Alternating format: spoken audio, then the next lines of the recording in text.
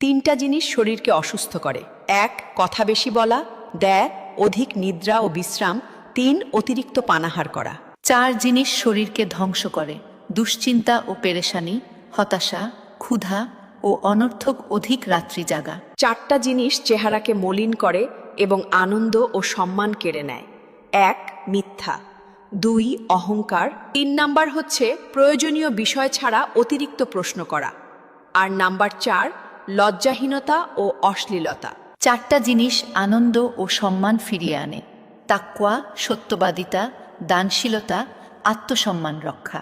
চারটা জিনিস রিজিক বৃদ্ধি করে: এক, রাত জেগে তাহাজ্জুদের সালাত আদায় করা; দুই, নিয়মিত দান করা; তিন, সূর্যোদয়ের পূর্বে অধিক পরিমাণে আল্লাহর জিকির করা; চার, দিনের শুরু ও শেষে আল্লাহর জিকির করা।